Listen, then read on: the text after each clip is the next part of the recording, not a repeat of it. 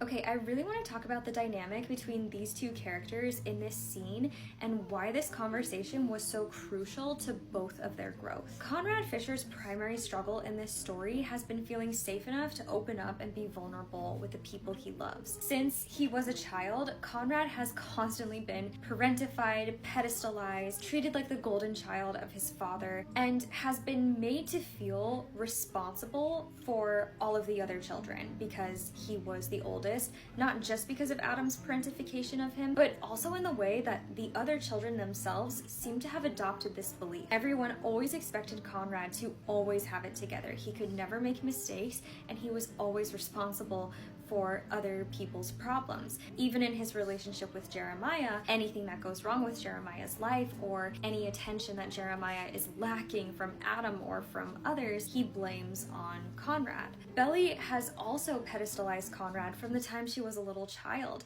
because he was always there for her. And we heard her in episode 5 in the car with Conrad say, "Nobody's perfect, not even you," as a subtle way of acknowledging that to Belly, she has always viewed Conrad as perfect. And while this may seem like a good thing to be pedestalized, and while Jeremiah has always envied Conrad for his position as the golden child of the family, Conrad has never had the safety to be vulnerable truly with any of these people. And often when he's taken the opportunity to be vulnerable, for example with Jeremiah in season 2, opening up to him about just how deeply he loved Belly, the second Jeremiah had an opportunity to betray his brother and bring him pain, he took it, and he actually took those opportunities to bring pain onto him time after time after time. Conrad has rarely felt that he has had space safe enough to actually be vulnerable and actually talk about what's going on. The villainization of Conrad really comes from a faulty first impression. When we meet him, he is battling the internal conflict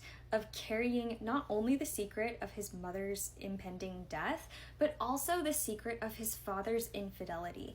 Everything about his worldview and his sense of safety has collapsed, and he has absolutely no one that he can speak to. And at face value, this conversation seems like he's just being a jerk. But coming to understand Conrad's character, you know that he came to this spot by the pool because he knew that Belly would be there, that this was her favorite thing to do at this particular time of night, and this was him trying to find an open opportunity to maybe potentially be vulnerable with Belly, to try and test the waters, pun intended, at flirting with her. He also, you can see, for a moment considers opening up to Belly about what he has learned about his mom. Conrad confirms by the end of season 1, there were so many moments he saw an opportunity to open up to and speak to Belly freely. The only reason that we interpret Conrad as bad in this moment is primarily because that is the way that Belly is painting him to be. We think that he is bad because we see him with one beer can and the fact that he's smoking weed. But this is what we see of Jeremiah, and this is what we're led to believe through all 3 seasons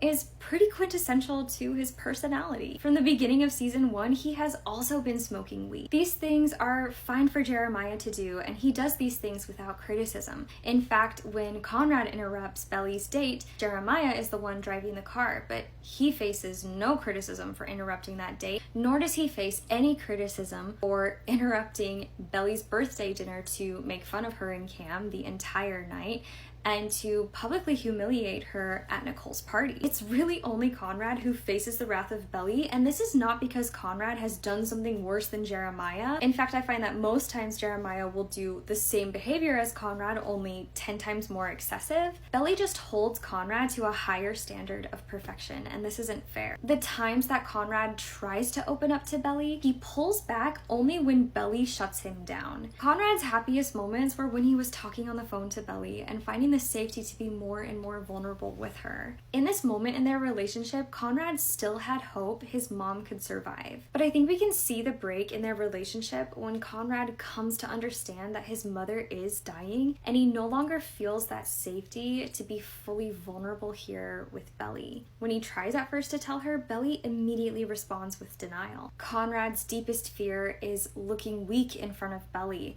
He says that he wanted to protect her from the bad news that was coming, happening, and he also explains his own magical thinking that he's often afraid if he says something out loud, something bad is going to happen. This is even something that Belly says in season 1.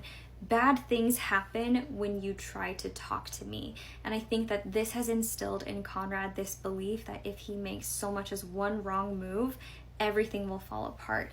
And it often does, ironically, because he doesn't have the bravery and the courage to say how he really feels, even if it's imperfect and even if it causes a mess. He always puts others first and he always protects them, even when it causes him physical pain. So what I think we are witnessing here is a deeply pivotal moment of growth. This is a moment, I think, for Conrad that breaks through every wall, that demonstrates courage and even a sense of hope. This is Conrad at his bravest, but it is also Conrad at his messiest. If it is selfish to tell her he loves her, I think it is clearly essential to do so. And I think that it's crucial to note that this isn't purely selfish. This is driven by knowledge he's learned about Jer that tells him she is about to face the exact same fate that his mother did. He still is trying to protect her. Up to this point, he's been doing everything he possibly can to make her wedding perfect when her own fiance has been largely absent. But now, having heard what he's heard about Jer, he is more willing to risk a disaster than hold his silence, and he's willing to come off as weak, and that is growth for Conrad's character. He has to say what he has to say, and it has to be in this very moment. But Belly as well has to push back, and this for Belly is also growth.